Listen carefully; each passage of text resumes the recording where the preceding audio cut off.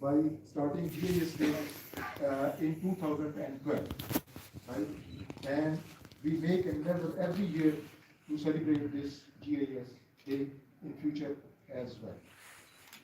The essence of this day is to gather GIS professionals, the user community, and provide them a much needed platform to interact with each other, to build close relationships, discuss ongoing GIS activities, share new ideas, discover and explore the benefits of GIS, showcase the uses of GIS, and demonstrate real-world applications that are making differences in our society. I'm sure that today's event will provide us an excellent opportunity and a unique platform and encourage GIS professionals and especially our students, the young GIS users, to discuss and exchange knowledge and learn about the skills that are going to be useful for their future. I hope that we all will draw maximum benefits from this event, inshallah. I'm thankful to the speakers, the guests, for sparing their precious time to participate in this event, and especially the speakers from United States and Canada for and hope that we will benefit, inshallah, from this event. Thank you.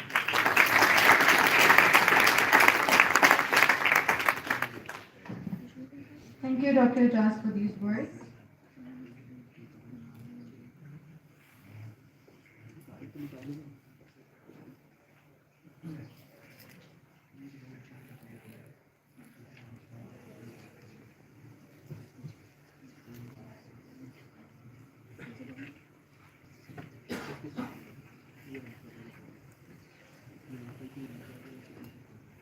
So, ladies and gentlemen, I would now formally proceed to our guest speaking session by introducing our first speaker, Mr. Abdurrahman from Garana.com, on the role of GIS in urban governance. In a big round of applause, we cordially invite Mr. Abdurrahman to join us on stage.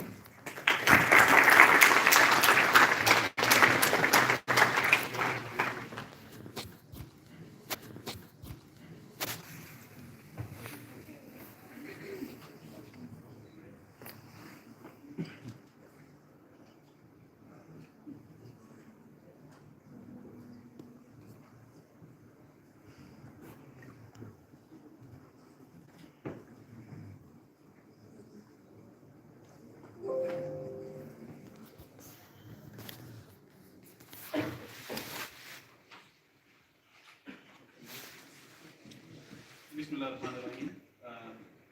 Thank you very much. And first of all, I would like to congratulate all the GIS community on celebrating this GIS Day.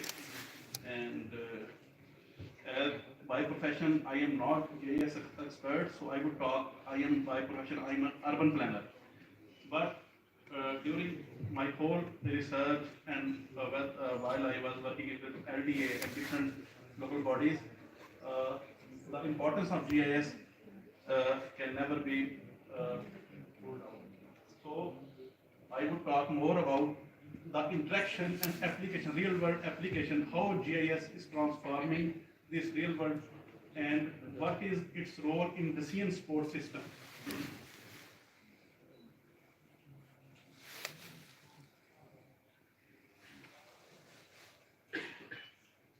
अगर हम पाकिस्तान की बात करें तो ये scenario है as it is situation कि where we are now and after 2047 after 25 years what would be the situation of Pakistan. अगर अभी हम आबादी को देखें, अर्बन पॉपुलेशन को देखें, if you see the overall population growth and urban population, then the picture is very holistic. So we need to think, and it is the right time that we as an industry, as academia, to work together. Because unfortunately, while I was working with different organizations, we are working in silos, like government departments, not working with planning community, not GIS community. So what is happening?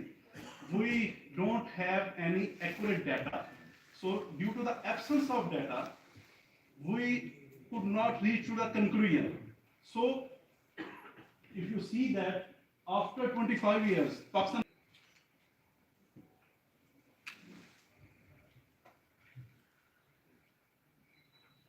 as Dr. Ijaz has elaborated that we have to show the real case application.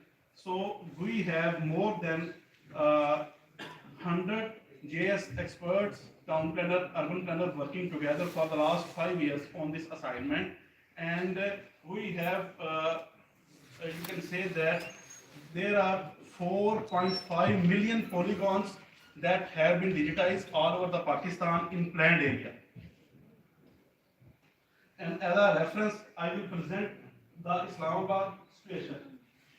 If you can see that what is the situation in 2012 and what is the situation currently. So after passing 10 years, the built up area is almost double, while on the other side, if you can see the barren land is utilized less.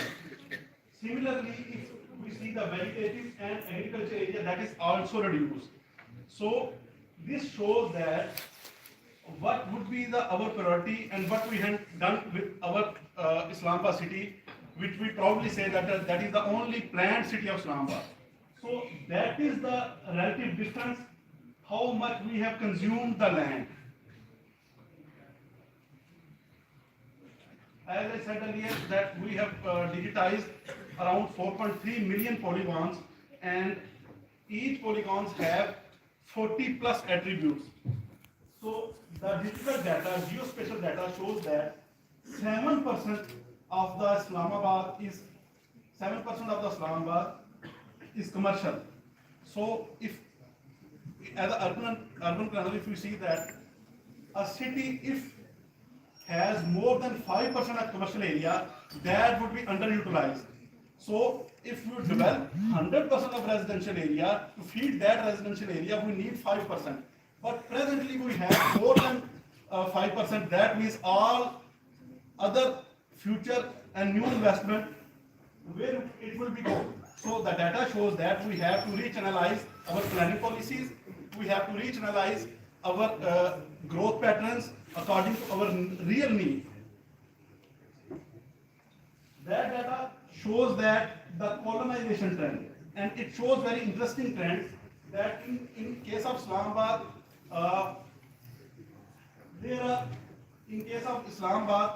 we can see that 1/3 of the housing plots are lying vacant, and in whole of Islamabad the colonization rate is 35%. It means without knowing the reason, we are expanding our cities horizontally.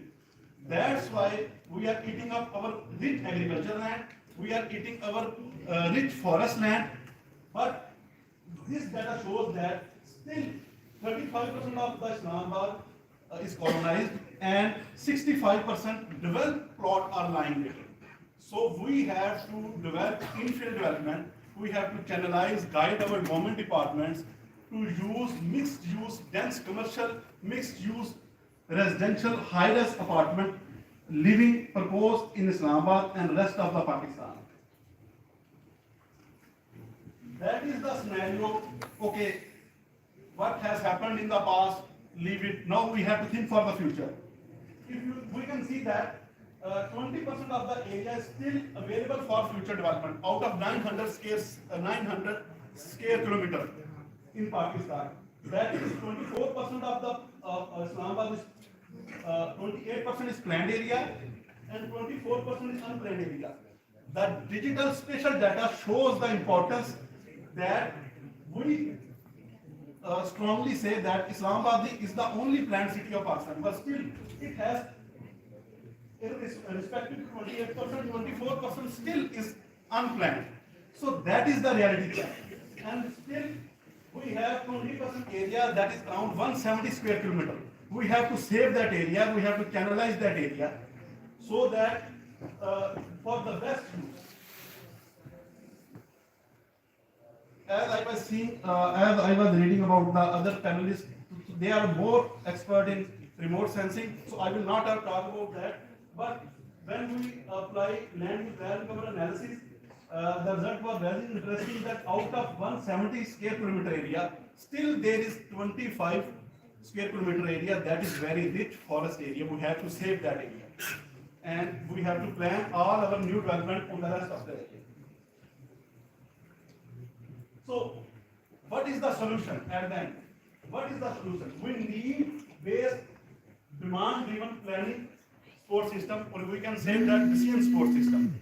As a government department, as a private practitioner, as a GIS expert, as an agronomist, as an agriculturist, as a we can say GIS expert, we have to sit together.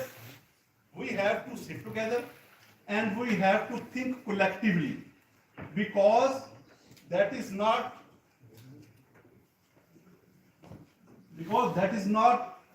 an individual issue, that is not someone's issue, it is our problem, that this country is ours. So we have to devise a planning support system in which what, where, why and how.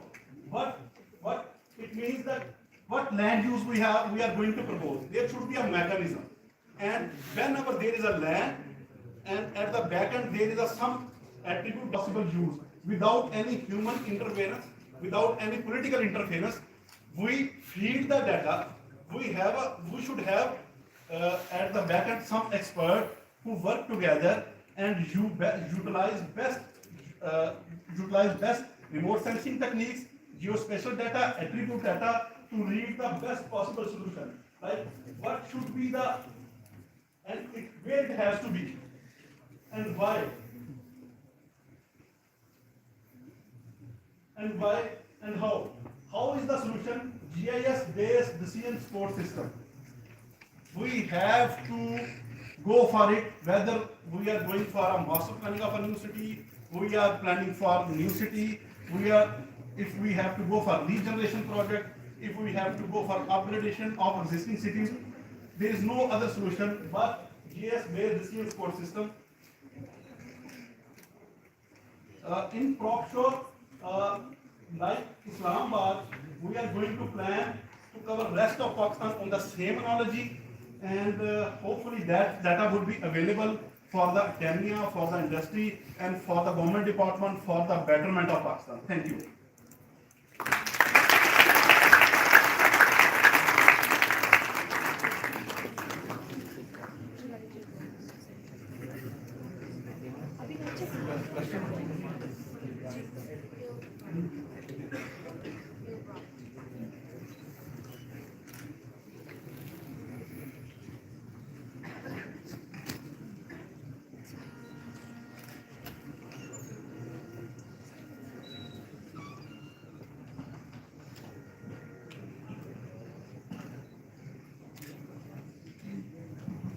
Ladies and gentlemen, two of our guest speakers in this event have joined us online. We all wish that we could have them in a face-to-face session, but we're gratified to host them today. So introducing to you all our next speaker, Dr. Mark Hildebrand from University of Illinois.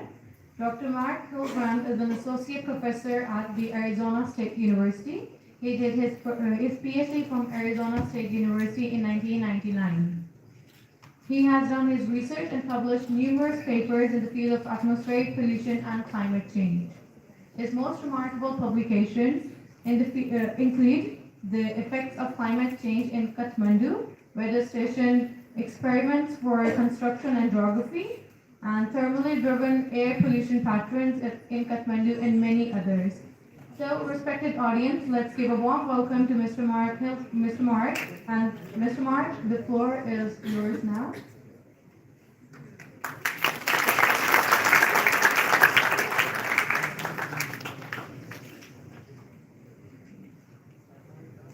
Mr. Mark, you're allowed to share your presentation, and you may have the floor. Can you hear me? Yes, sir, I can. Excellent. Okay. 1 second, sorry. Okay, sir. Well, as I'm trying to get this whole thing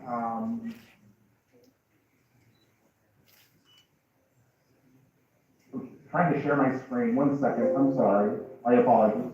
It's okay, sir. Take your time. Can you see my screen? I can see you, sir. You can see me, you cannot see my screen. Selman, am I allowed to share my screen? Not I think Mark, you are allowed to share your screen.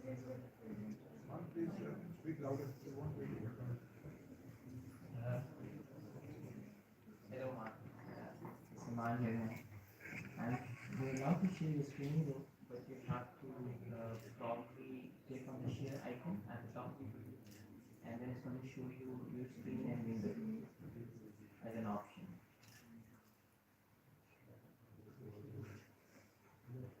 Can you do that? Can you do that now? Yeah, I see screen one. Yeah, and the one that you have your presentation on. Yeah, so you're there. I'm there. Can you see it? Yeah, now we Yes, can. sir. Okay, good. Excellent. Okay, thank you. Thank you for inviting me to present to all of you. I recognize some of the faces in the audience from when I was over at NUST in 2018 and 2019. And what I'd like to do today is just give you a little bit, I'm not a GIS expert by any means, so I just want to give you an idea of what we emphasize here Dr. in Mark? the United States. Yes. Sir, I'm sorry to interrupt you, but can you start your presentation mode? The presentation, we can only see the slides, like small Okay, icons. I'm sorry. Sorry. Like that? That's great, sir, thank you. Okay, so, thanks for, again, as I was saying, thank you for having me here.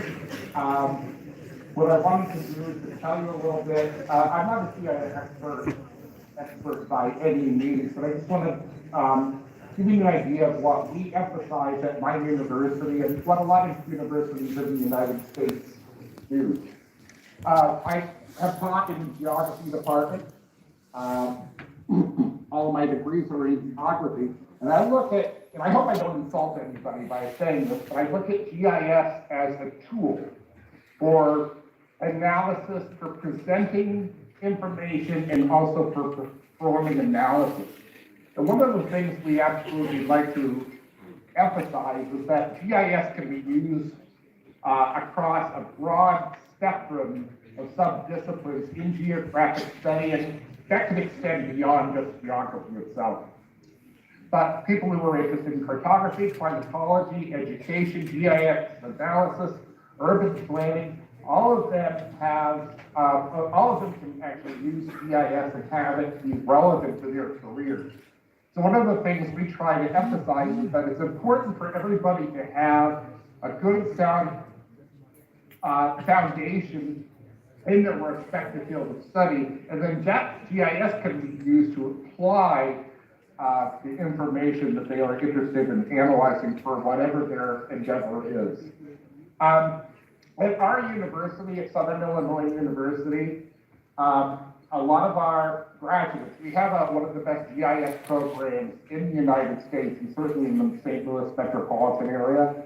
And our graduates go on and utilize GIS across the board. There are jobs galore in the United States.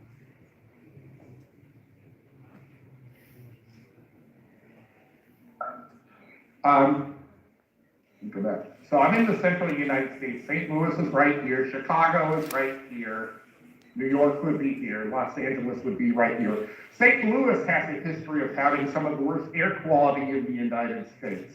So I use GIS along with collecting data in the field to analyze the spatial distributions and concentrations of air pollution across the metropolitan area, and to see how that actually affects populations in this area. The St. Louis metropolitan area, where I am, is listed as one of the most toxic cities in the United States in terms of air quality. So this is a fantastic area if you're interested in studying for air quality and air quality issues. This is where I am. This is in this region of the United States. This is one of the oldest industrial regions of the United States. So we have a history of having poor air quality. Coincidentally, St. Louis is also where the Manhattan Project took place. That, in case you don't know, the Manhattan Project was the development of the atomic bomb, which the United States used twice during World War II. St. Louis is where it was actually developed. And because of poor air quality coupled with nuclear waste associated with the Manhattan Project during World War II, this part of the country has a lot of high concentrations of cancer. Both in the caused by poor air quality, but also caused by groundwater issues. This is a look at St. Louis. This is where I live. On the left, you can see a poor air quality day, and on the right, you can see a day with better air quality. The GIS is a great way to, a great tool to study the concentrations across this area. This is a map put together utilizing GIS to look at the non-attainment area for ozone and for particulate matter 2.5. It gives you an idea of the non-attainment area as far as the EPA is concerned. And this area, as I said, has some of the worst air quality in the United States.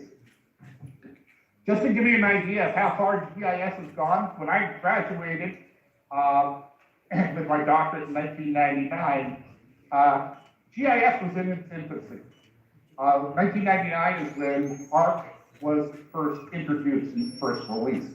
So this is actually one of the oldest maps, one of the first maps that I actually produced of the air quality monitoring sites in St. Louis. This is back in 1999.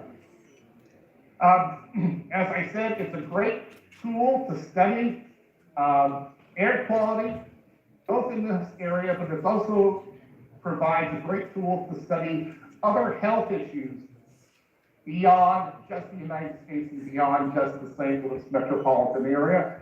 Some of the work I have actually done has looked at air pollution and how air pollution can affect mortality, including in children under the age of 5 across the world. This data were actually collected by the World Health Organization, and it gives you an idea of where deaths are most commonly attributed to poor air quality. One of the things you will notice is Pakistan. As you can see, Pakistan has relatively a high death rate caused by poor air quality. And then generally also, deaths attributed to poor air quality from 2008. This includes all people, not just those ages 5 and under. So that's what I have for you. I had a lot more than I had actually put together, but I think in the interest of time, and also and also my technological struggles that I've had, I think I'll go ahead and stop at this particular place.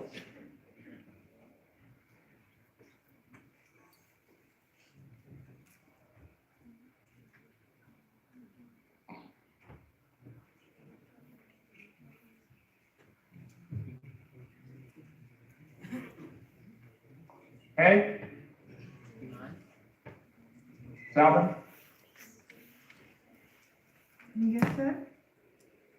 Yeah, I've ceased.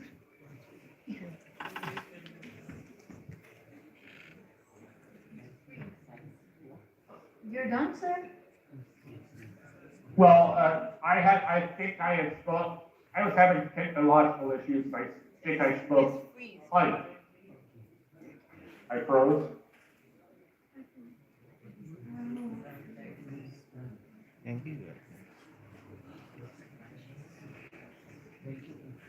Okay, would that be it from your side, sir?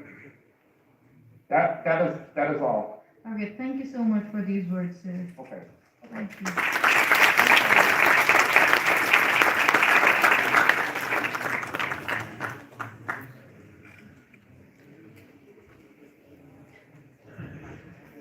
So, ladies and gentlemen, moving towards our next guest, introducing to you all Mr. Suhail Arif from LMKT.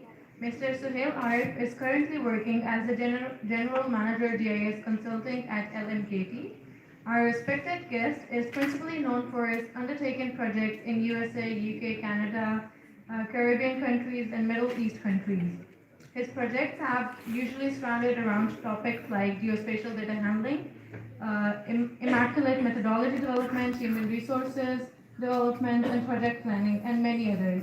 A few of his most notable projects include economic development mapping of 5 districts by EGT and Wi-Fi coverage too, and several others. So, respected audience, in rapturous applause, please welcome on stage Mr. Suhail Arif.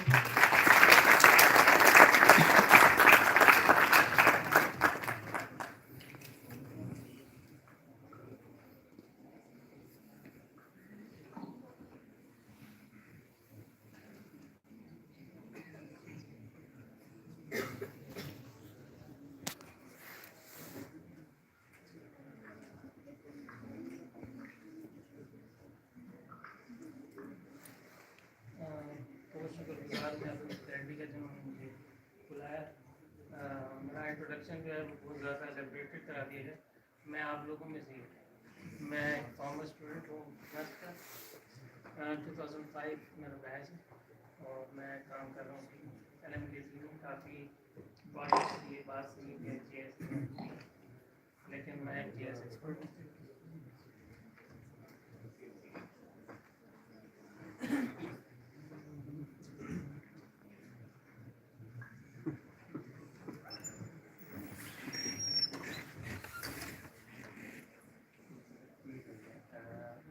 You can remove him from the computer flows. You remove him from there. Please for the time being.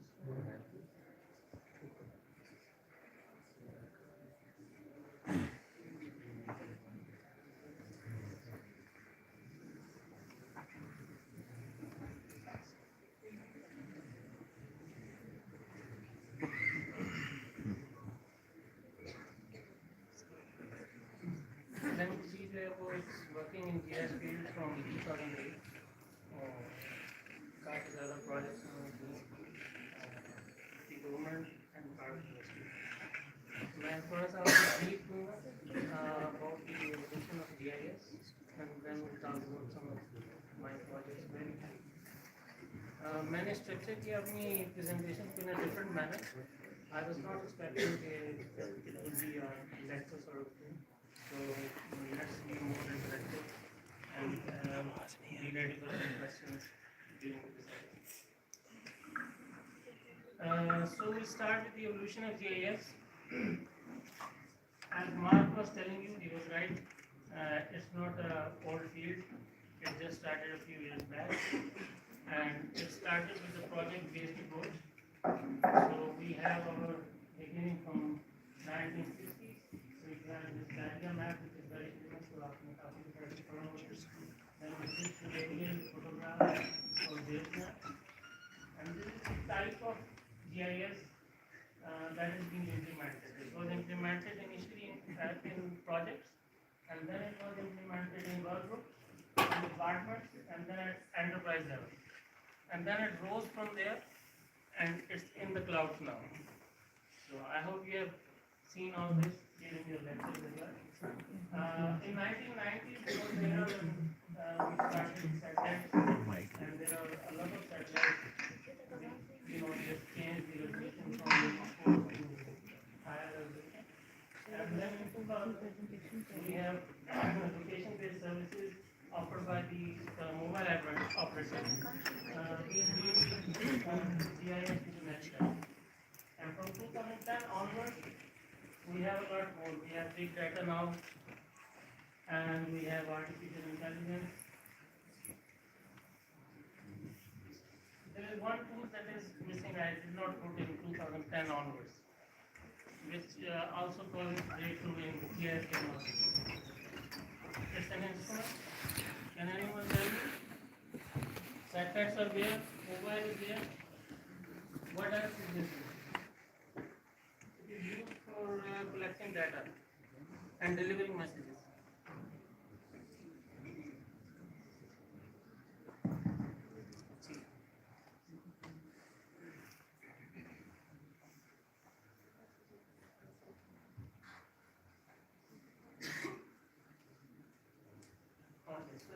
It's basically the drone, which is now being used widely for collection of this data. And this is the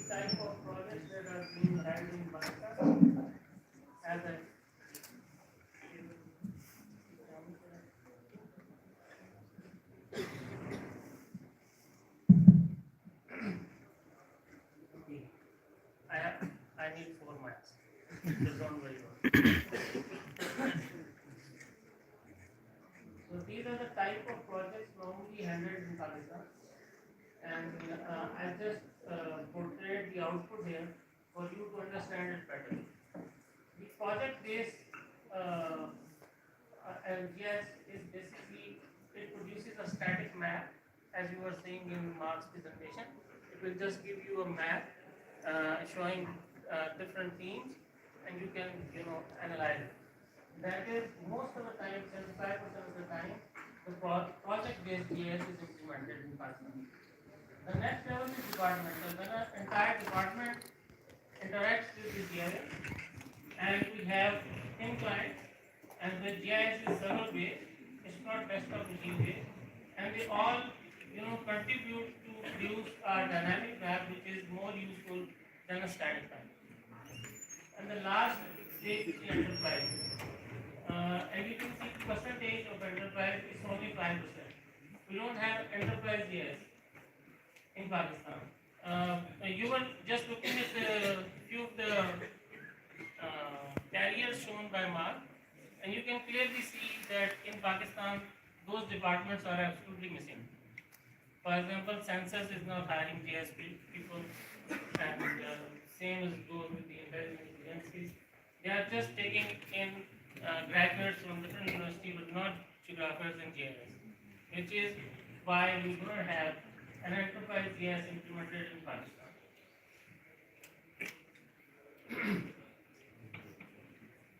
This is a brief GIS development cycle I just wanted to share with you because I want to highlight one of the key academic issues missing. So you see all the GIS basically is an information system. It is an information system. We have to start it with a need assessment cycle. And first you perform a need assessment cycle, then you collect data, then you process, and then you analyze and then disseminate. Any step out of these, if it is missing, then the GIS is not complete. But the problem arises when you we totally ignore the need assessment cycle. This is a graphic I took from the internet, so it's not pertaining to us only, but the implementation of projects is the same all over the world. You see, in the first step, you can clearly see how the customer is explaining his requirements. Then how the project leader is understanding what he wants. And then the analyst who is designing the solution, how he perceives that it can be done. Because the project leader actually put him in this scenario. And then the programmer wrote it, and you see what is the result. And when the business department, the business development department takes over, he portrays the project like this. And this is how it was documented. So project documentation is very weak, and it is a cause of failure in GIS projects. And this is what is being operated on ground in the end. And this is how the customer is built, and this is how it is supported. Nobody wants to look at it, that is why there is no enterprise GIS project. And this is what the customer actually needed. So I just wanted to highlight that GIS is an information system, and there is a gap between how the customer explains his requirement and how the business development sees it and what actually is required. So in our academia, there should be a course for GIS people to understand business requirements. That is missing. So we need to know that information system is dependent on the need assessment cycle and is built around a proper objective. It's not a magic wand. GIS cannot do everything you want it to do. So it's not putting in set that in the and taking out whatever result you want to have. So you need to understand that GIS objective should be clear from the start.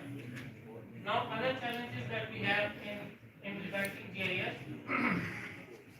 there are too many departments, and every department it works in a silo. As my colleague also shared the same concern, that they have silos, they do not share information with you, there is no set rules for sharing information, and you end up collecting their data on their behalf, which was their responsibility actually. So we need to connect these silos somehow, communicate better, and share the data. The next challenge that we have in implementing GIS is that we do not have a national spatial data infrastructure. We do not have set rules, patterns, how the data should be developed, what are the standards. So this is never addressed. But there is a shortcut where you can, in the absence of NSTI, you can leverage the world-class data models available, and you can use them to have a better GIS with authoritative data. The third challenge is far more the biggest challenge we have, and it's that we are not selecting the right man for the job. GIS is a special field, and you have to be a GIS expert, and you people need to make them believe that without GIS qualification, they cannot implement a successful GIS. It's not that anyone can take your role. You have to stand up and you have to demonstrate your skills and make them realize that without GIS experts, they cannot build sustainable GIS. The other two people who are ignored commonly in our society are the subject matter experts, which could be GIS people, but when you are making a GIS for forestry, the SME is the expert in forestry.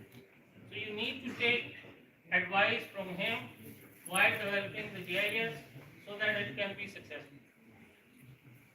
And if you want your GIS to run smoothly, you need full support from the IT, because it is an information system and you must have all read it, the GIS components. You have read the GIS component? We have hardware and software as a component of GIS. So unless we can manage it afterwards, it will not be sustainable and it will just fizzle out.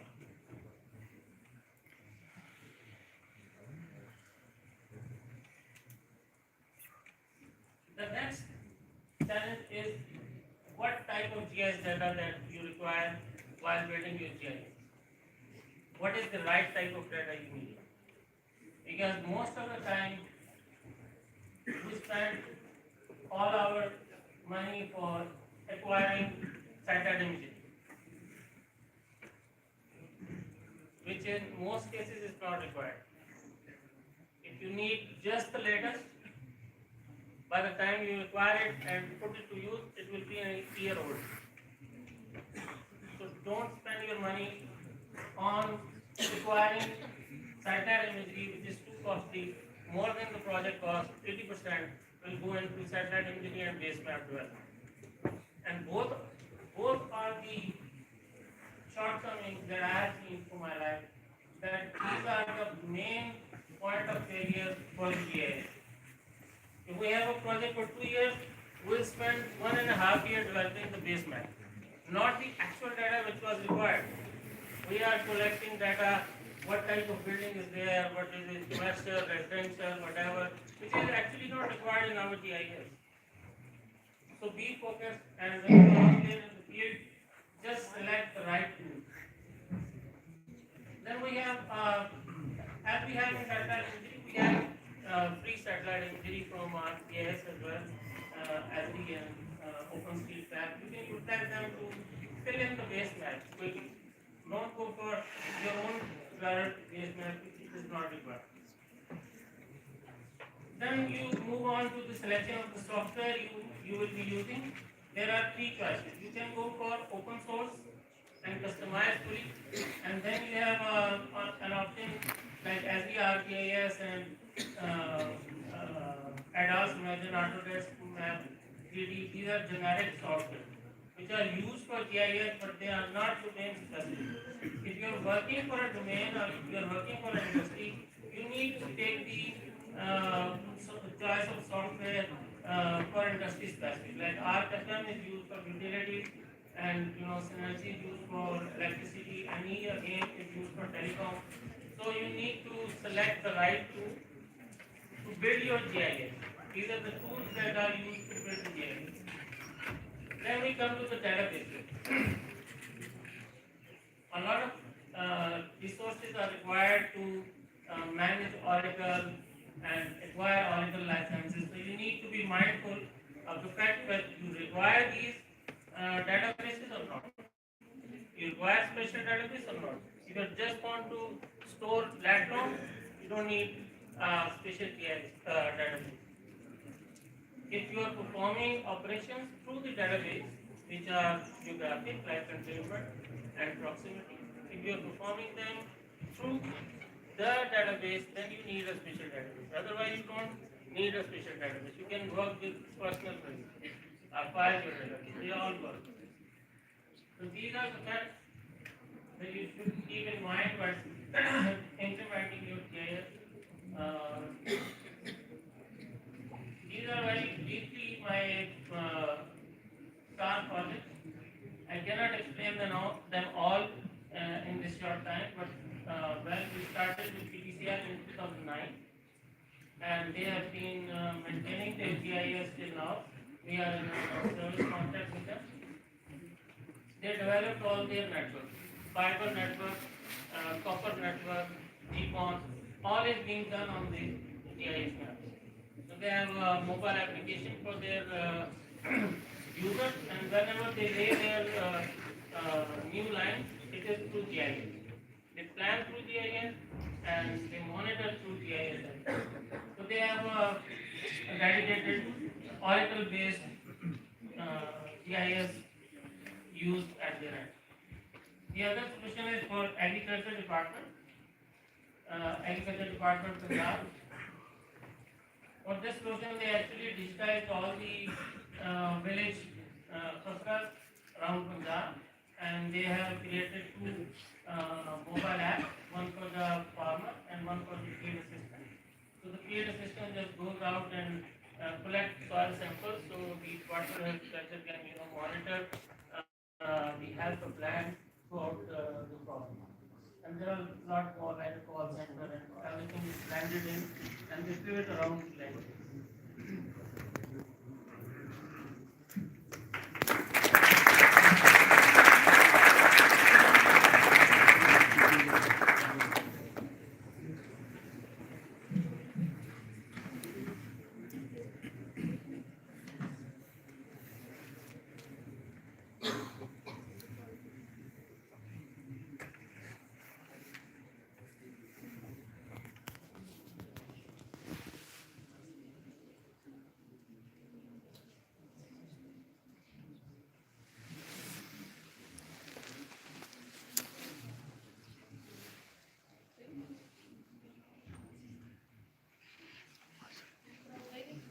Ladies and gentlemen, the fourth speaker to enlighten us on GIS Day is Ms. Anya Grosse-Hokam from BGR. Ms. Anya is currently employed as the Technical Advisor at the Federal Institute for Geosciences and Natural Resources, BGR. Amongst her pronounced earlier experiences, I would call your attention to her work as a GIS consultant at Caritas International. Furthermore, her work as the project manager at Caritas Asia, notably her experience as the development advisor at MECDM, and amongst her education, she has graduated from the University of South Africa in Bachelor's of Arts, followed by a Master's of Science in Geographic Information Science and Systems from Paris Lodron University, Salzburg. In a big round of applause, please welcome on stage Ms. Anya Grosse-Hokam.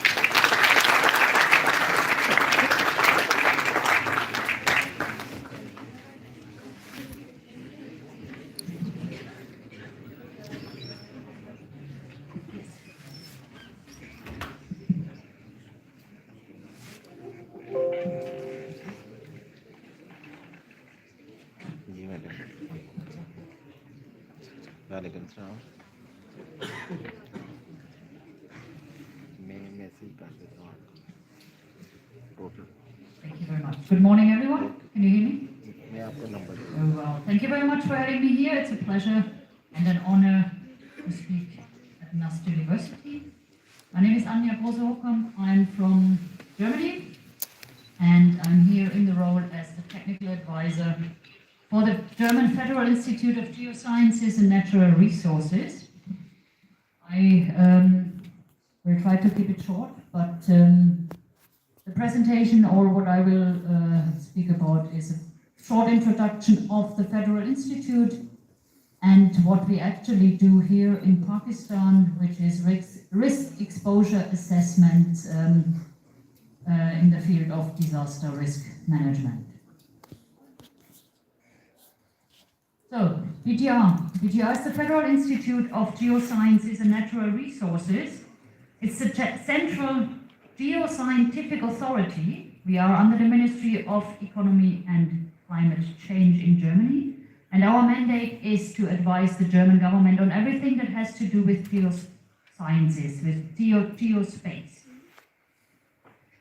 And our mission, our goal in general is the improvement of living conditions by sustainable use of geopotentials within Germany. Topics of DGR, everything to do with geological space, mining, renewable energies, groundwater, soil, final storage of atomic waste, hazards, earthquakes, assessments, and we have one small department of international cooperation that implements technical cooperation projects in different countries. Our intervention in Pakistan started in 2009 actually. So we are in Pakistan working since 13 years. We started with a cooperation with the Geological Survey of Pakistan with a focus on disaster risk reduction based on landslide susceptibility mapping, which we then did in Khyber Pakhtunkhwa as an example for a landslide susceptibility map and a risk exposure mapping in the districts of Mansehra and Torga. And at the moment we are implementing a project that's called Promoting Resilience Against Natural Disasters, Nadir project. The current project runs from 21 to end of 23 and is funded by the Federal Ministry of Economic Cooperation and Development. We always have in these projects a national partner, and our national partner is the National Disaster Management Authority. So our main focus is on reducing disasters, creating resilience against or towards natural disaster impacts through, and this is the second part of the project, apart from hazard assessments, through implementing and incorporating the results of any type of GIS-based hazard assessments into the spatial planning processes in Pakistan. What we did in Pakistan before, and where our hazard assessments are based on our risk assessment, is the risk exposure assessment. And I will very briefly follow this agenda on definitions, type of assessments, information that we collected and that we used, and what we did with the information. So all our work evolves around natural hazards, around disaster risk mitigation. So hazard is the possibility or the natural phenomenon that may cause damage. And it only leads to a disaster if it hits any type of assets. Let's say it like this. A disaster strikes only if anything is damaged, any life is lost, any infrastructure is damaged. And the basis of this is the exposure to a hazard. If nothing is exposed, no disaster can strike. Included in the risk of the disaster is also the vulnerability, which can be a structural vulnerability of buildings, but it's also a social vulnerability of communities. and of people. Additionally, considered is the capacity and the coping capacity of communities in risk assessments. Elements at risk, as I explained, are lifelines, economic assets, critical infrastructure, populations that are in the way of a hazard. And this is the general formula, let's say like this, of a hazard assessment. The bigger formula, or the most used, is actually hazard times exposure times vulnerability divided by capacity. This defines the general risk of a disaster. Due to lack of time and lack of data, because this is the central part in the GIS, and data is, as our previous speaker also mentioned, is actually at the center of any GIS, and without the availability of sound data, any assessment is not valid, not doable. We limited our study of risk exposure assessment to this formula of looking at the hazards, looking at the exposure to the hazards of the element at risk that are exposed in the different areas to calculate the risk exposure.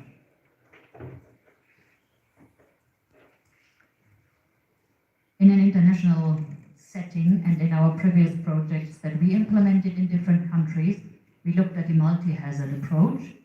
So in Pakistan, we only looked at landslides because we didn't have at that time the available data for any additional hazards that are present in the areas.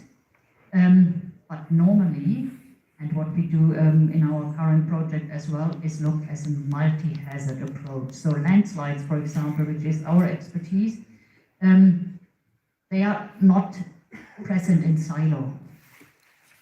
In most of the areas in Pakistan, we don't have only one hazard, but we have multiple hazards, from landslides, from floods, droughts, earthquakes, tsunamis, forest fires, floods.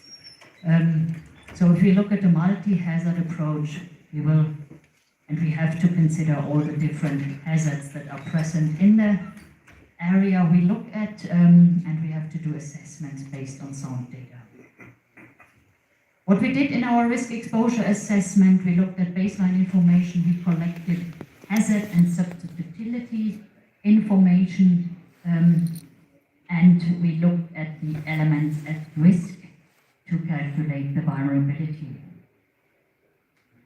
Baseline information comprised of administrative area, land cover, and demographic information. And let me tell you, during this project and still in our project, it's not easy to get this information.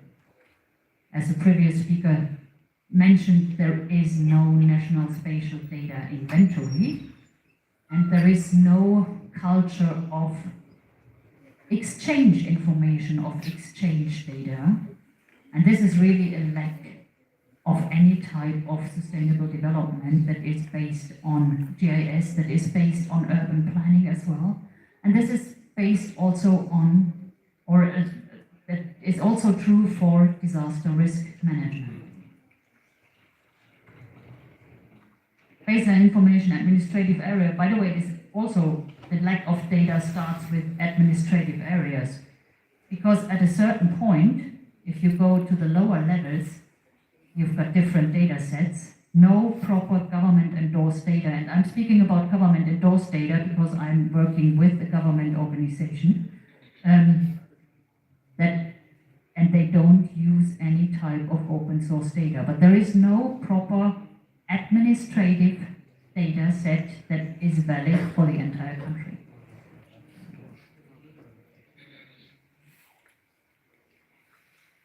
So we also looked at land cover map. The same is, by the way, true for land cover maps. And we looked at population, settlement areas as elements at risk to hazards.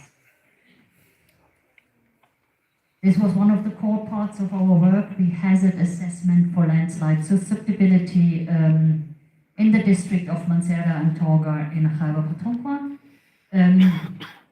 We developed our own hazard susceptibility model, our own hazard susceptibility assessment, and calculated the risk or the hazard susceptibility for the provinces, and you all know these choropleth maps with red being the areas that have the most vulnerability to landslides in these areas. Obviously analytical based on landslide inventory, lithology, land cover, slope angle, distance to fault lines, to earthquake fault lines, resulting in the different susceptibility zones. Elements at risk: road network, health facilities, corrected population density. These were the layers of elements that are exposed to the hazards. And we calculated two different exposures, the risk of exposure for the population and the risk of exposure for the infrastructure. I come to that later. Let's do it this way first. As a result, we developed scenario-based maps on the different exposures to the landslide hazard. So you can see general choropleth maps on the exposure of the different elements at risk to one single hazard. If we could include more hazards, the map would look differently. Just as an example. Coming back to this one, basic, and my previous speaker spoke about this as well, a geodatabase. A geodatabase for bigger analysis is a precondition, and this is an example of a development of a GIS data repository. For this development, in my opinion, one of the key parts of any type of assessment, of any type of GIS work, because without having the knowledge and the metadata about the data used, I can't accept and I can't have a sound scientific assessment.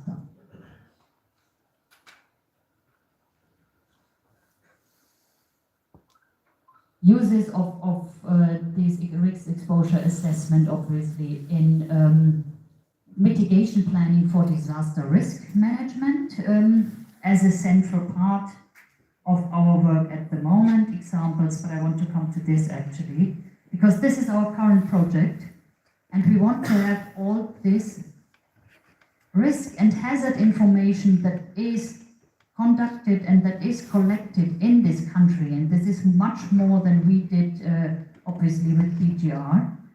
For example, NDMA, the National Disaster Management Authority, and the Provincial Disaster Management Authority developed multi-hazard vulnerability and risk assessments, calculating the hazards of the different disasters, or of the different hazards in the country, from droughts, from floods, together with all the different stakeholders like Federal Flood Commission, like Pakistan Meteorological Department, who all have the different risk assessment, and bring all this information together in a planning process, in a spatial planning process. And our previous speaker, Urban Development, touched on this one as well. Spatial planning is an exercise that brings together a myriad of stakeholders to discuss the use of our scarce commodity, which is land, which is the area. And our main goal is to include all this multi-hazard vulnerability and risk assessment information and any additional information into the planning process, with the aim to avoid disasters and to have the sustainable development of Pakistan and its communities. Thank you very much.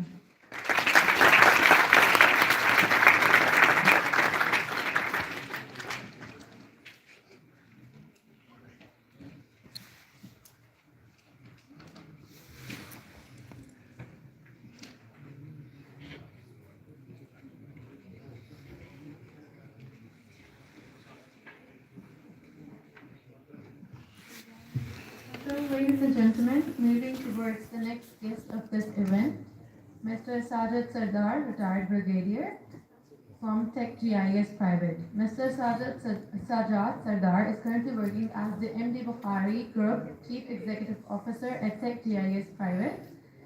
He has before this served the Pakistan Armed Forces in Army Aviation, and his engineering from Pakistan Military Academy is noteworthy, followed by a master's degree in project management from Preston University. So ladies and gentlemen, put your hands together and please welcome on stage Mr. Sajad Sardar.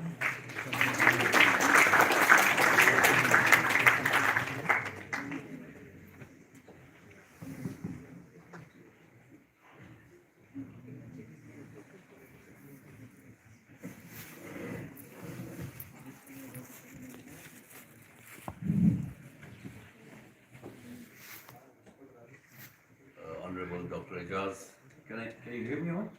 Is it okay? So Honorable Dr. Ijaz, Associated Dean GIS, honorable guests, and the brilliant students of NUST, one of the premier universities of Pakistan. Assalamu alaikum. It is indeed a great honor to talk to you, the small, the special, and the unique GIS community, and that to one of the premier institutions. My talk today, as my topic is, I have not made some formal presentation for you because I want to make it more interactive. At the end, I would also like that you should put across some questions which I am able to explain. Before I come up to my topic of industry and academia languages,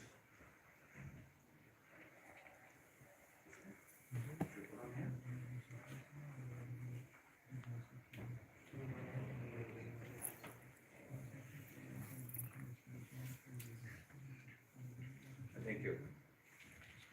So before I come on to my topic, I would like to introduce the Tech GIS Private Limited, the company, which is comparatively a young company. Its story and how and where we have reached till now. We started off once the COVID, everything was closed and only the mines were open, and there was a locust attack in Pakistan.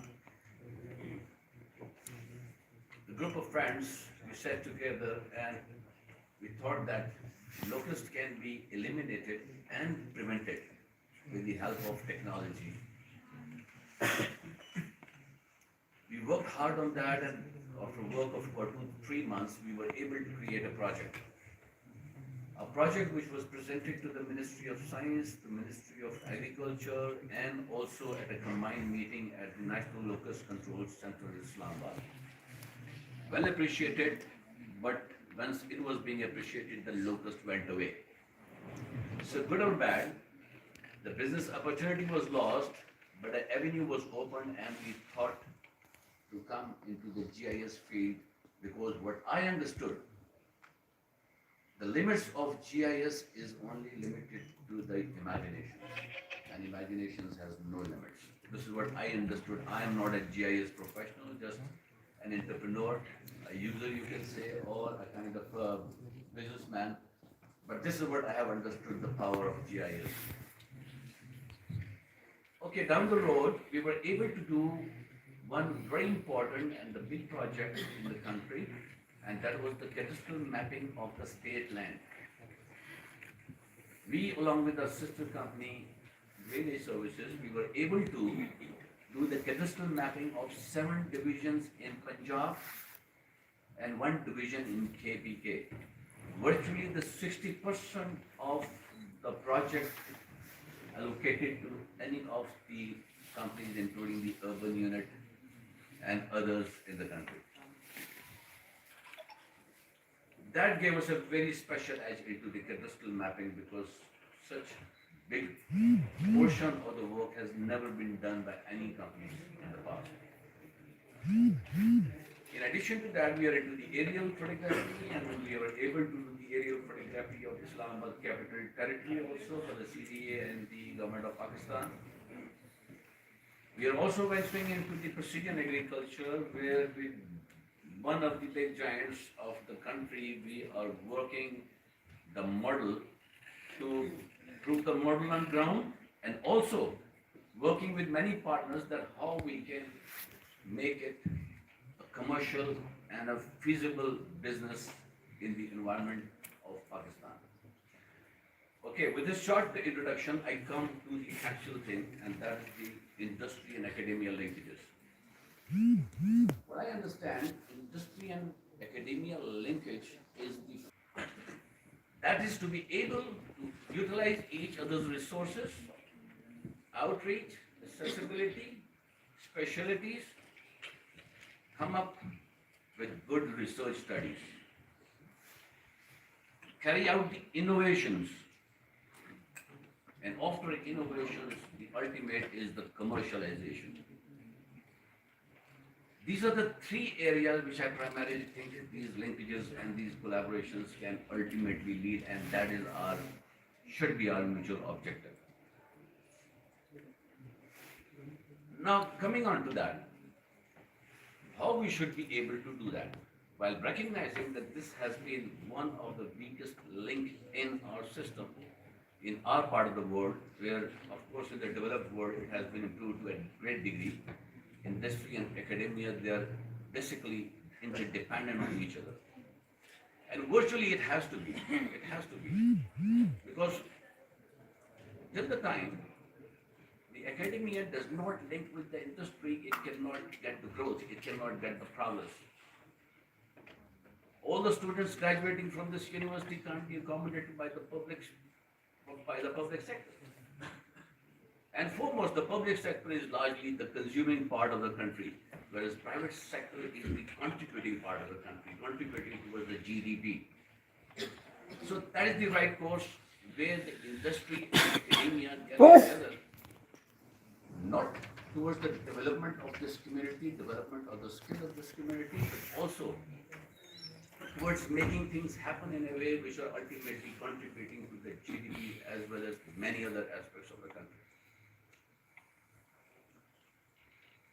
This is kind of a theoretical, or what you say, the philosophical thing we talk about, but how to go about that?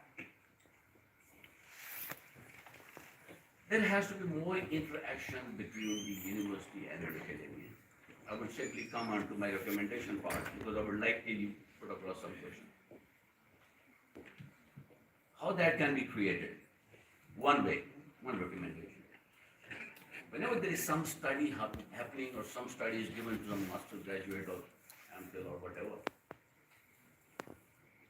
the representative from the industry should be part of that. One company should be part of that as a partner to develop that study. University should keep all companies in the private sector on board to know about their problem areas, know about the challenges they are facing. And then academia should be able to respond to those challenges and provide the solution. Third would be a portion of the academic curriculum. It should be carefully related with some proper project being done by some private company where the individual goes and it should become mandatory for him that he comes back with that level of skill. Thereafter, the degree or any award should be awarded. I think you won't like that, but this is what the most important thing which is being practiced in the world also. Now what we can do, what I can do as a company, as a small company, as a startup company, not a very old company, we can offer, every semester we can offer the internship, the free internship to a number of students, maybe 10 right away, maybe more, depending upon. We would like that faculty or the finalists, they should be visiting our company so that we brief them in a formal, a day-long session that how the particular expertise we have gained, that is being done. these are the two things which I can offer, and I'm open to all kind of assistance or support where I can to the academia of the NUST. And I'm also looking forward to get something from the NUST. Get something in the form of good professionals, well-skilled people. At the same time, I would like another offer to all the students here. You have any idea, you have any bright idea, you have any project in mind, you have something really good in your mind, and you are a team person who knows how to work in a team and who has the aptitude or the desire to work in a team, please contact us. We'll support you, we'll guide you, we'll spread on you, and we'll make that project successful. With this small, humble offering, sir, I will conclude my part of the talk, and I'll be looking forward from the students especially to have put across few questions.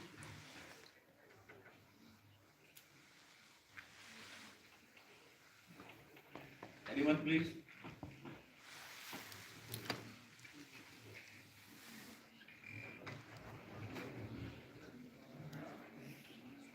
Any questions? Yeah.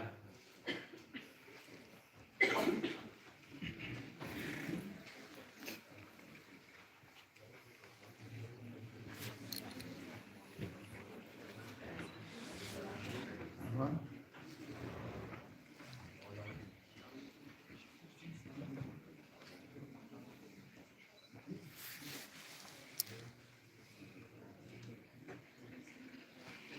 Yeah, I can hear you. Sir मेरा नाम सामने प्रदेश GIS में message कर रहा हूँ sir आपने जिक्र किया कि आपकी कंपनी ग्रेजुएट यूनिवर्सिटी पे काम कर रही है वो कैडेस्ट्रल मैपिंग और इस तरह की चीज़ें हैं तो ये सारा का प्रोजेक्ट तो सही तो लास्ट गवर्नमेंट ने फॉर्मर प्राइम मिनिस्टर साहब ने स्टार्ट किया था तो अगर कंपनी का फोकस सिर्फ कैडेस्ट्रल मैपिंग है तो जब ये प्रोजेक्ट खत्म हो जाएगा पूरी कंपनी क्या करेगी कंपनी अगर बेसिक सर्विस कर रही है तो उसके बाद क्या होगा No, this is one kind of a thing, you know, ये project खत्म नहीं होगा. This is 0.0001% of the work which is being done in the country. The whole of the country is available. We have hardly started into it. In fact, as in many of the fields, this part of the world is behind the world, so we are far, far behind the world. We have to catch up. It's a very long story. In addition to that, our company, as I told you, that we are doing the aerial photography, we are the drones doing the aerial photography, and we have done the complete Islamabad capital territory, then we are working in the agricultural field. And secondly, you know, mapping is one kind. What I understand, the genesis of GIS is basically the mapping. But mapping of what? How? For what? That is the story which gives to the innovations. If you have some innovative idea, if you have some innovative project in mind, we can create a product. We will support you to create that project. We will support you to operationalize that project. We will support you to commercialize that project. We will even support you if you attain that level to be the partners, to be an entrepreneur, be a startup entrepreneur.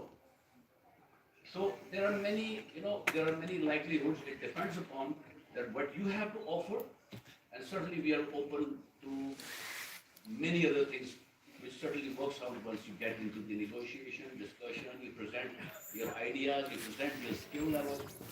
Now see, what I observe like that, it is generally like that, the level of skill, we attend degrees, we are good in theory, we can give big lectures, we can talk a lot on the subject, we do understand also. But what it comes to the skill level, the student is deficient of the skill level.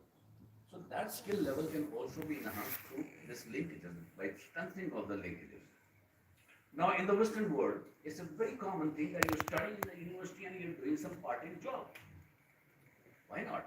Why not every student of this university doing a part-time job? Why?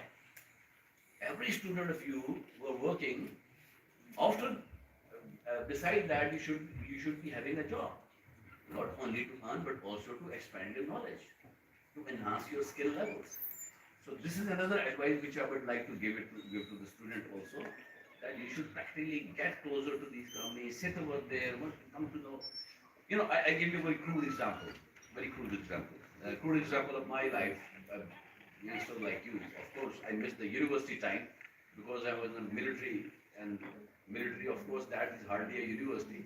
It's more of a dictatorial university than to be an open university.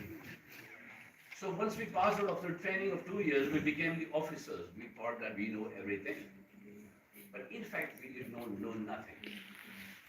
Thereafter, our story of skill development started. That was the basic. Now, those people who side by side keep contact with such kind of, like talking about the military also, they remained ahead of us because they had a better understanding of the things. They could able to create better skill levels. So it's the same applies over here. Once you're studying over here, at the same time you should be engaged into some other job, especially related with your field, which enables you to build up your skill.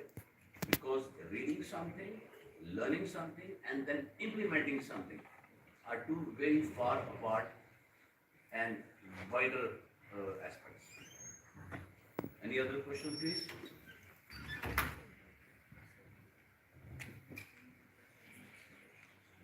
So I thank you all. So thank you very much. And we expect that we have a better collaboration in future. And my motivation will work to a bit. You want to ask something, please?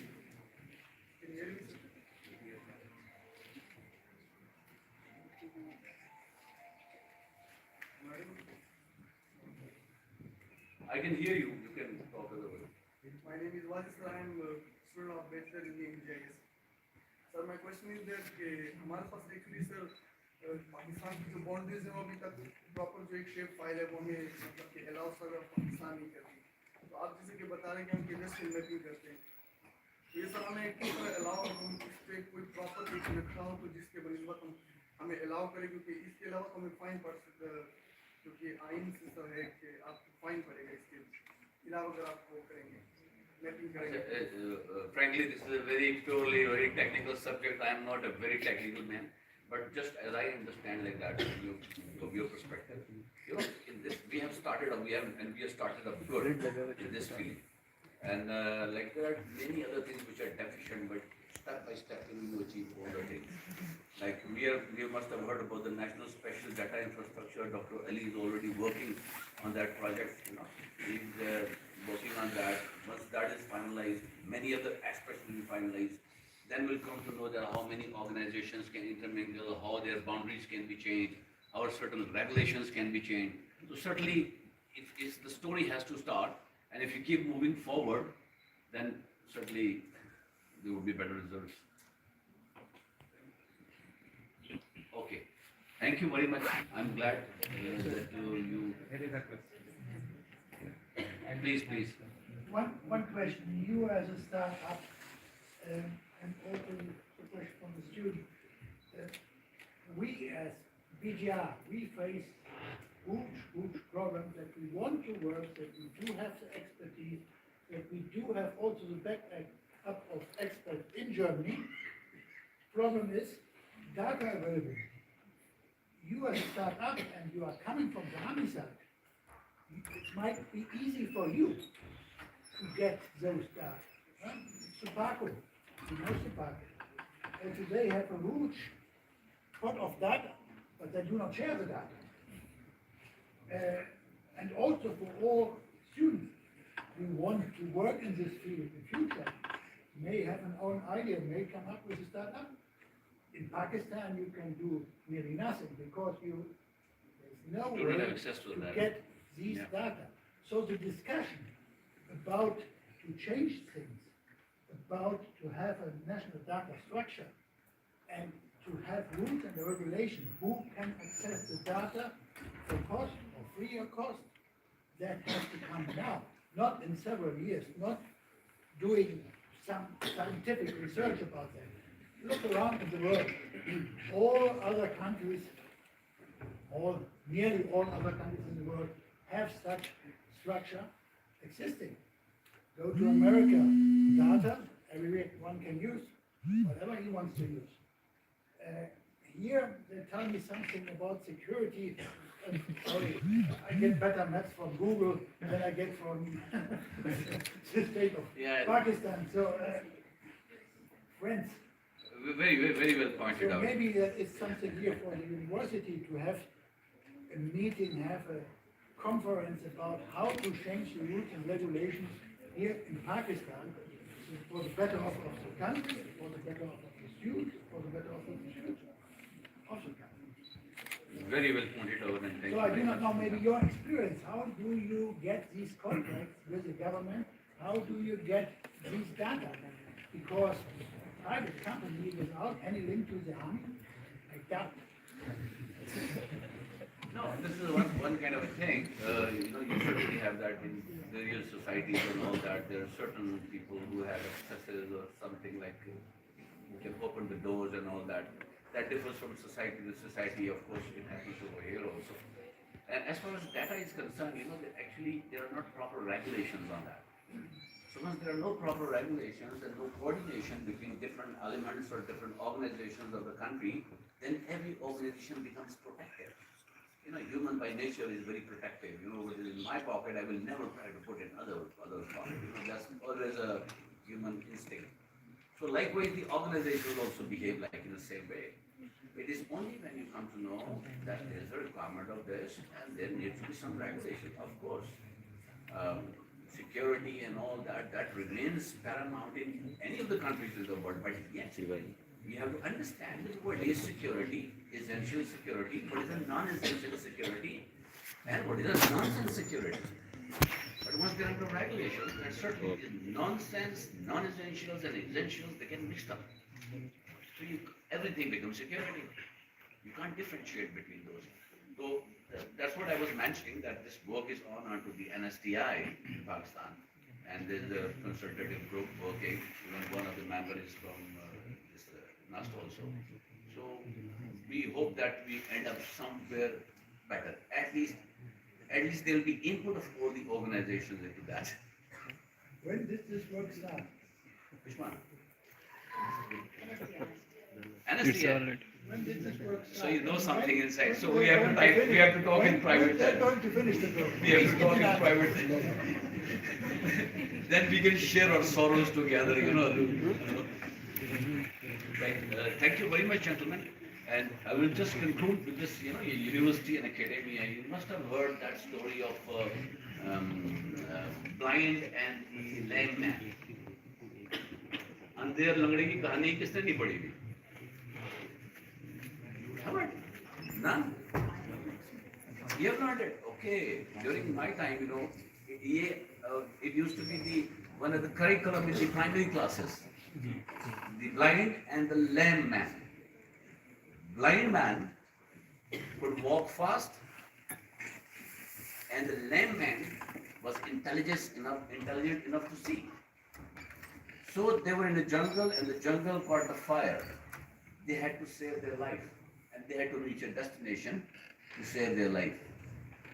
So the blind man picked up the lame man on his shoulder, and the lame man gives the direction, and they both come out of the harm's way.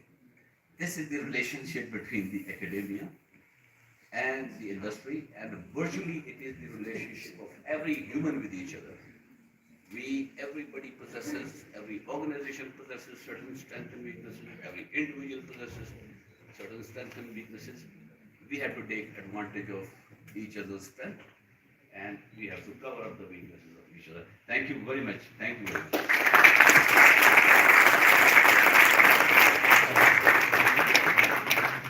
Thank you, sir.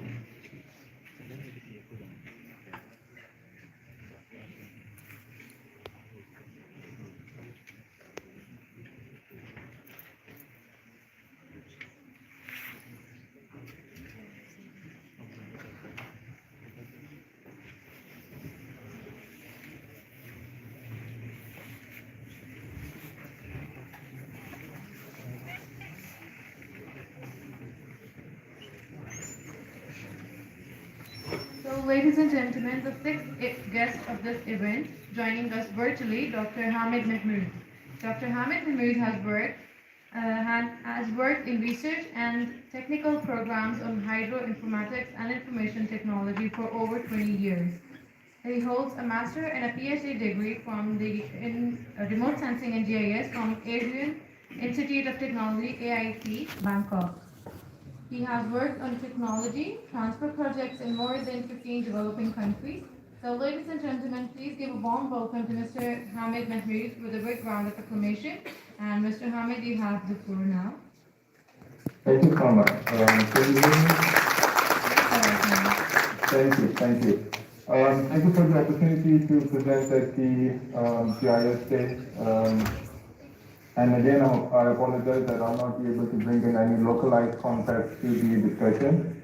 But what I'll be able to bring to the table is how the development sector, especially the UN, is working, or UN is using GIS and remote sensing, and especially in Asia and Pacific. So the title for my presentation is Pre-Disaster Monitoring of Disaster Hotspots to Achieve Sustainable Development Goals.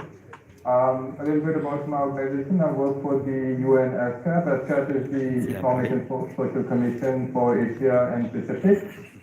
We cover countries starting Central Asia all the way to the Pacific.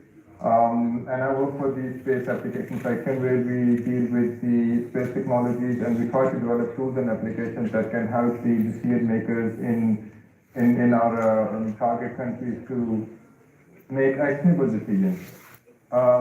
So my presentation is divided into three sections. The first would be the introduction, that what do we do, why do we do it, and then a little bit about the pre-disaster monitoring, what we are doing, and a little bit about our future plan that will be covered until the conclusion.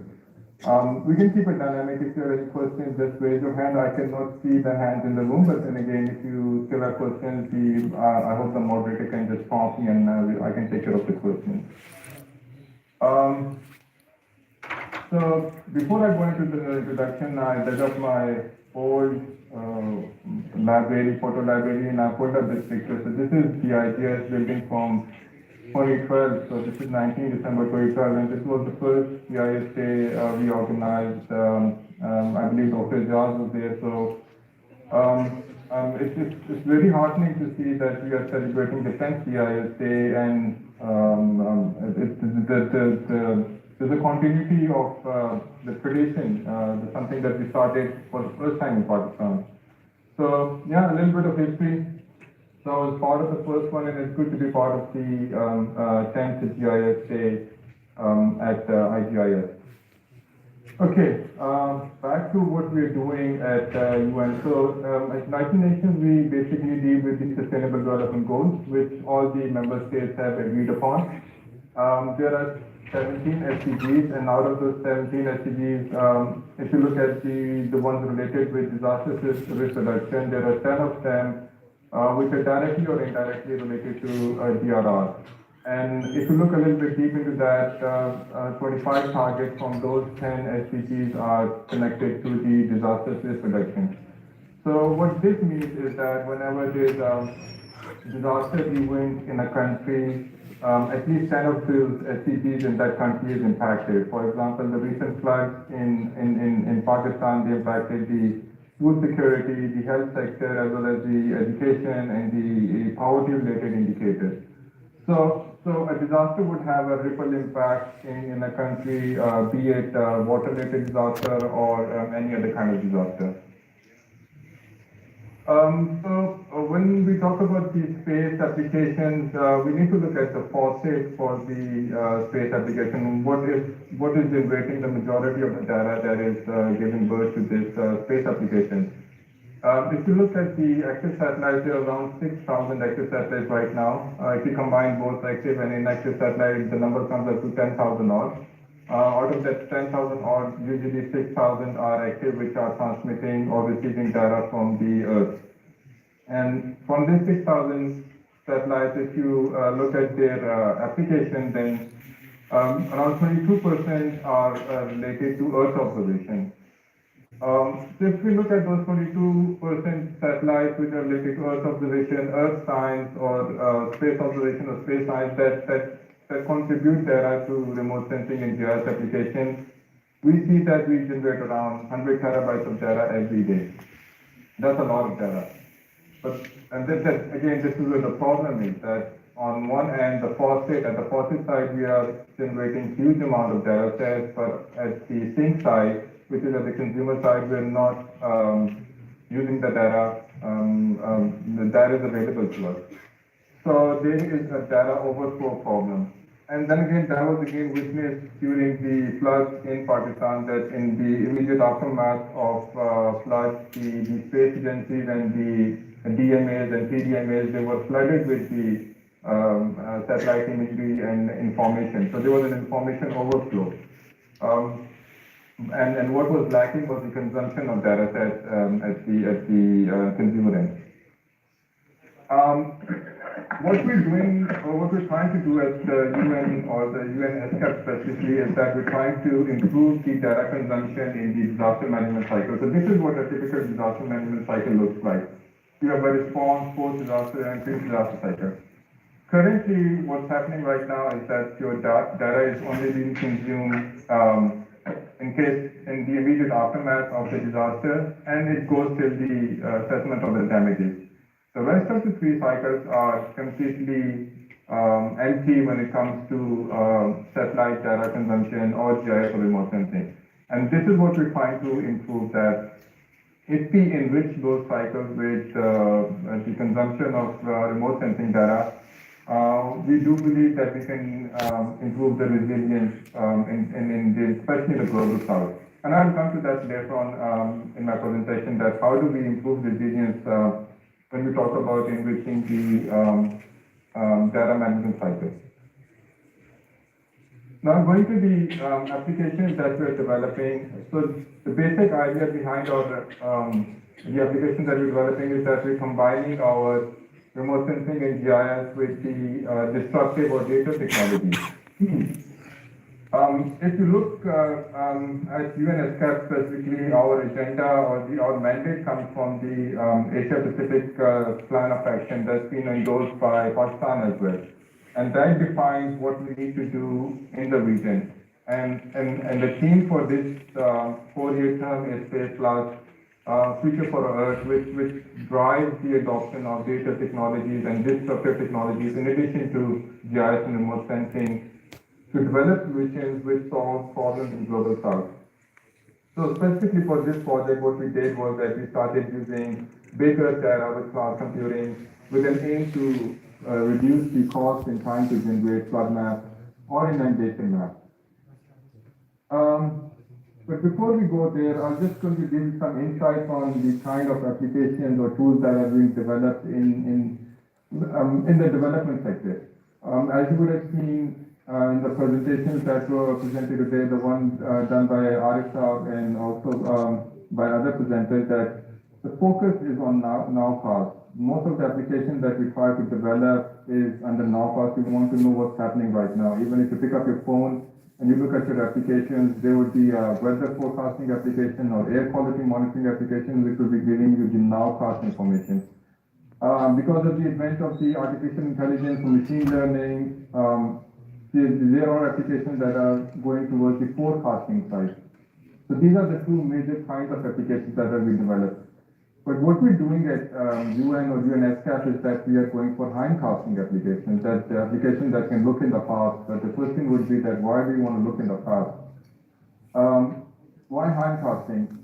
So there are three main reasons that why we are moving towards the hindcasting applications. Number one is that we need to look back to move forward. We need to, for example, in case of Pakistan, we need to learn from the floods in 2005, 2007, 2011. And from those floods, we need to learn how to move forward. Because what's happening right now is that we're only doing firefighting. Whenever there's a flood, we try to manage the flood as it is happening, and we try to manage in the immediate aftermath. So there are no lessons learned from the previous floods. And one of the bottlenecks, or the reason why there are no lessons learned, is because we don't have the data available for the previous flood. So that is what we're trying to generate, that we need to do hindcasting that will allow us to look back and move forward. I heard that very interesting presentation on building resilience, and one of the keystones for building resilience is that you want to build back better. But the question is that we need to understand what needs to be built back better, and that what is answered by the handcasting application. And the last one is that we need to generate critical data to train the artificial intelligence model that we're developing. If you talk to any machine learning or artificial intelligence modeler, and you ask them what's the most critical thing that they need to develop the model, that would be the training data set. You see this example for the ChatGPT, which is amazing, and you see the strength for ChatGPT was the training data set. And it works so well in English language because there's a lot of training data sets in English language. It cannot be replicated to Urdu because we don't have that structured Urdu knowledge available to train ChatGPT to make those kind of inferences. So these are the main three things that we want to do when we talk about handcasting. But most importantly, what we want to do is that we want to understand the systemic risk. This is very critical. The systemic risk is the where and the hidden link. We do understand, or we've seen, or we have observed that whenever there's a disaster, the other sectors are always impacted and they're connected to each other. But we need to understand how. For example, when there's a flood, there is food crisis, there's water crisis. But how are these connected to each other? And we need to quantify them.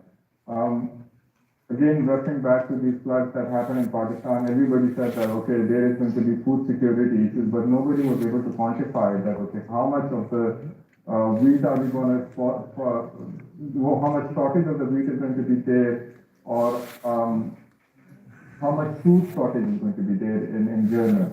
So quantification of the systemic risk is very critical, and this is what we can do when we go for handcasting. So that was the background. Just to fill the handcasting gap at SAS, that's the Space Application Section, we are building a constellation of tools and applications to address the data information gap in the Asian Pacific.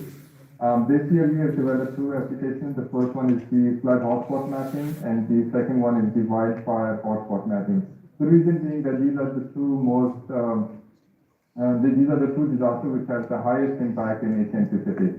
Next year we want to go for tsunami, volcanoes, mainly because in Asia we're having a lot of volcanoes related impact, and then drought.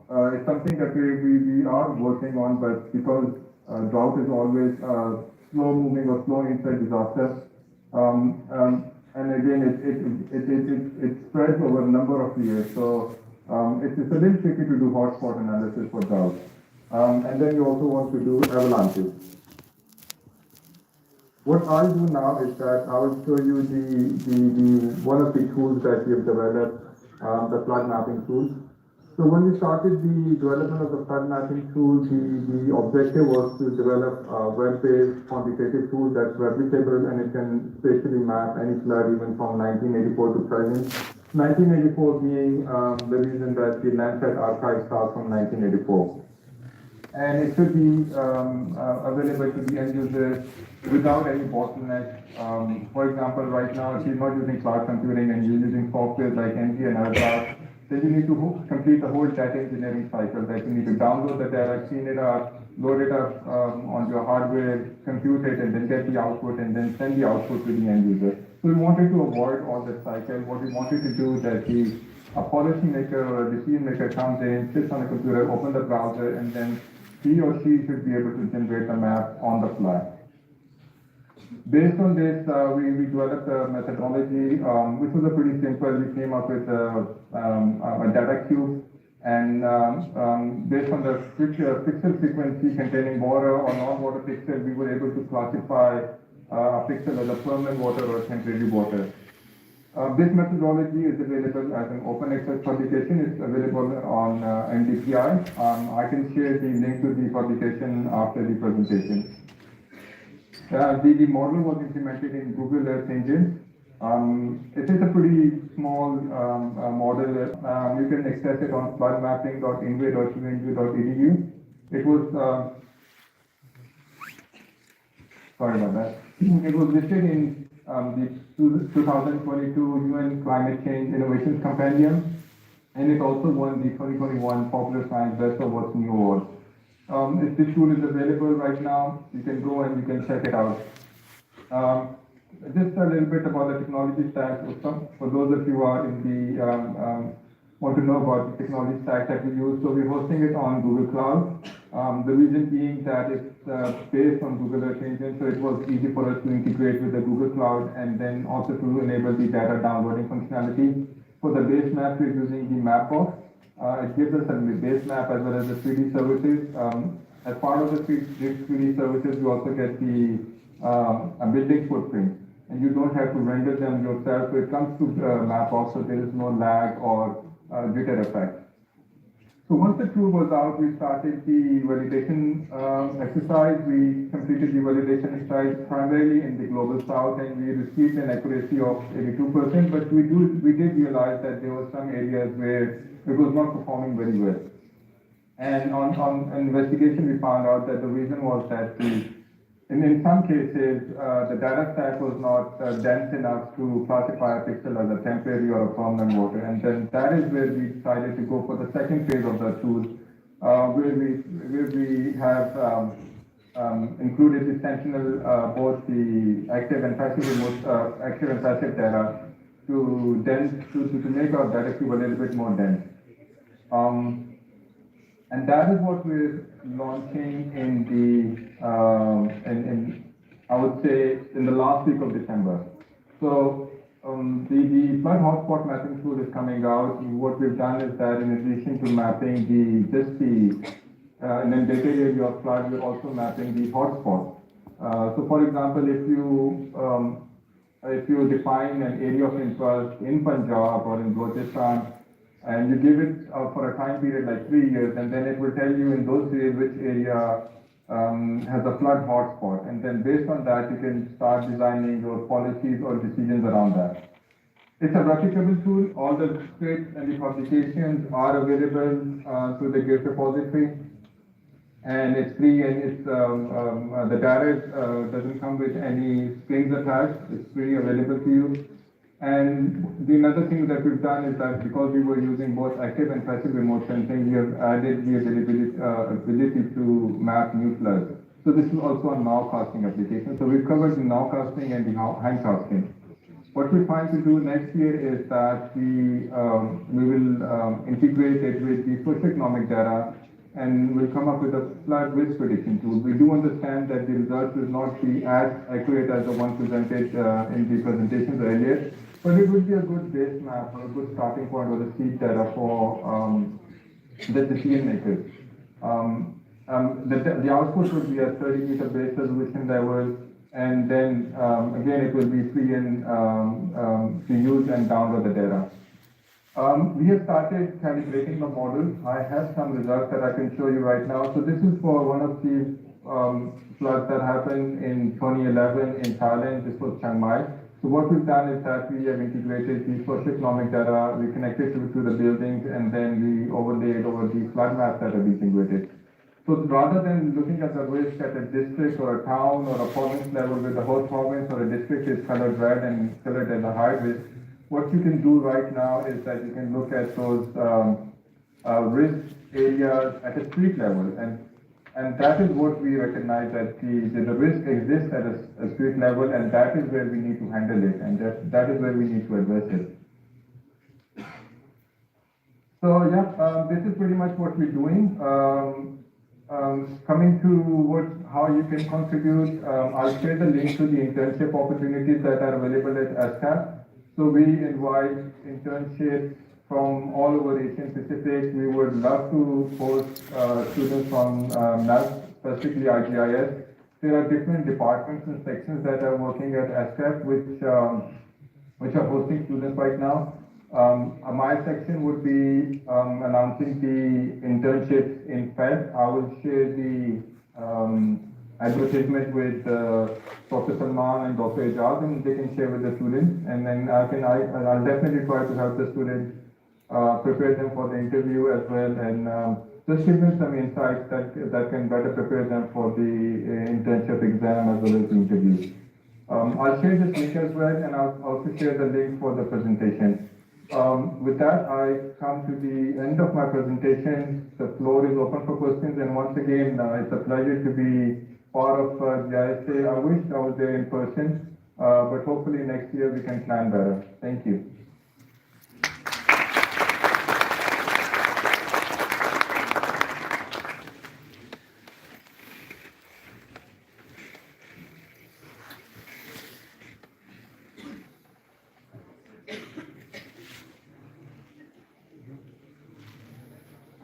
Dr. Hamid, it seems like we do not have any questions thus far, so thank you for joining us.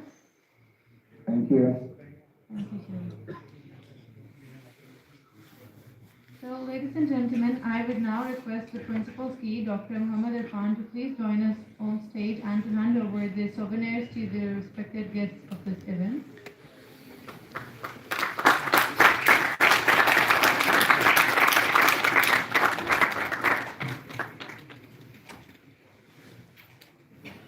Mr. Abdurrahman from Guarana.com.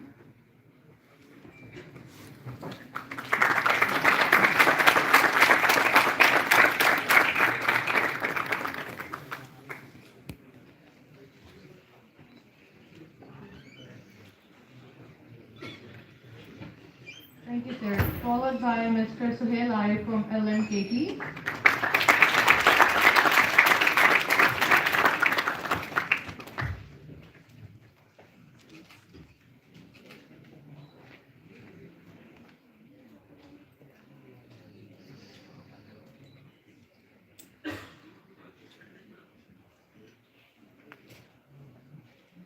Ladies and gentlemen, now please welcome Ms. Anya Grosse-Hokan.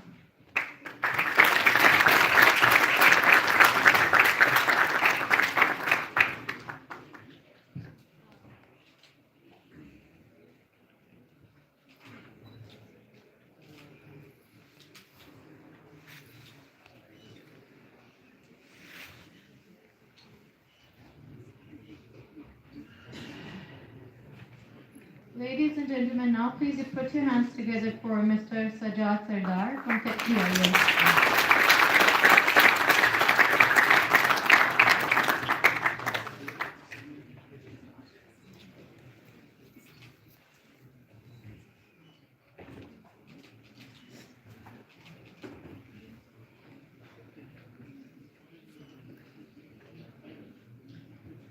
Reputable audience, we will now request our alumni to please join us and take their souvenirs. So, starting with Mr. Vakar Ultram.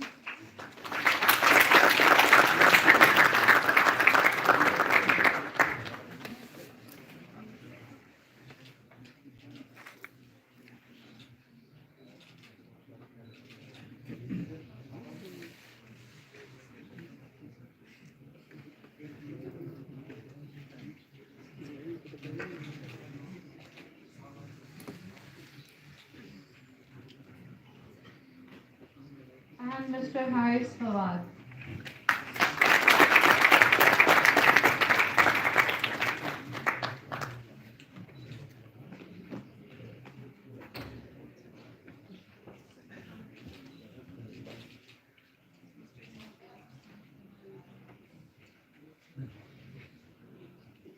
Ladies and gentlemen, now please welcome Mr. Abdurrahman to take the souvenir at the behalf of our sponsor, Guarana.com.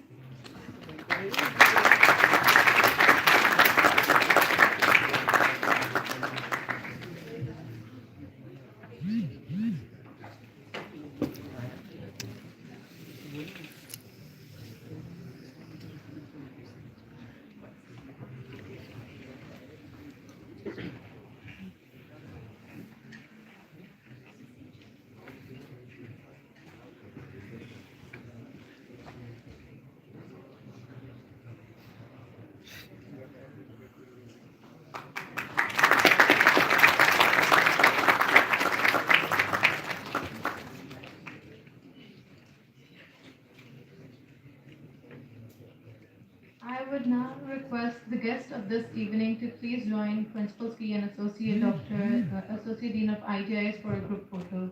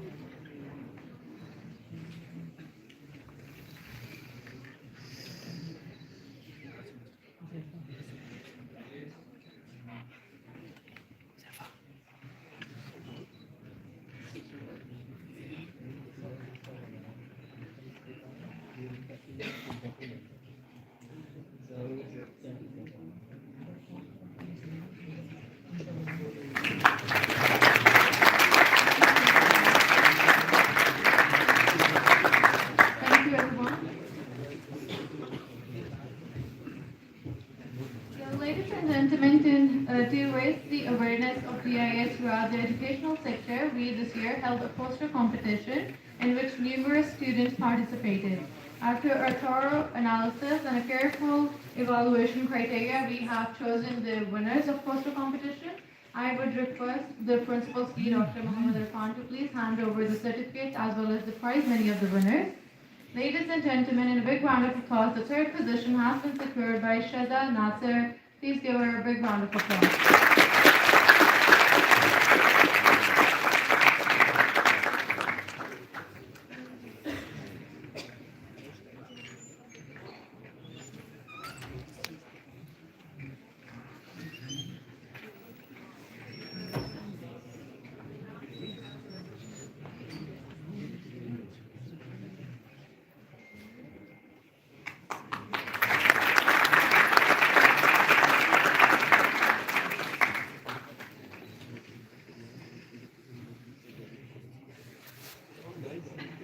The second position has been awarded to Nimra Faisal. Please put your hands together for her.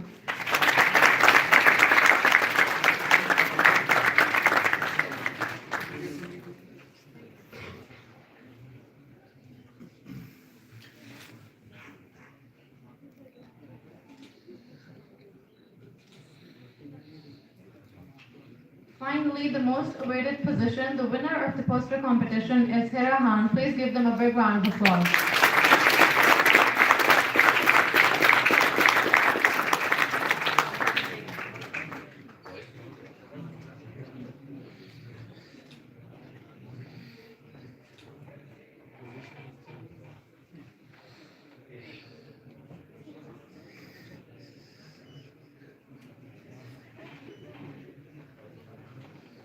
Thank you, Dr. Irfan.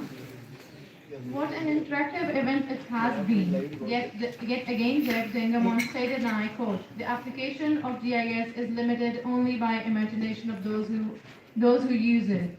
I would like to thank our guest speakers for imparting their knowledge, their wisdom and experience that have helped cross all imagination limits in regards to GIS and its applications. I anticipate that today's event has something to take along from this insightful session. Thank you all for your presence and your precious time. Our reputable guests are invited to join us for the refreshment session, which would be followed by an interactive open house session. And the remaining audience is also requested to please join us for the refreshment session.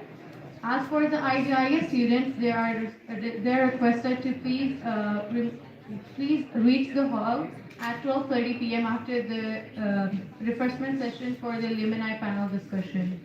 Farewell, everyone.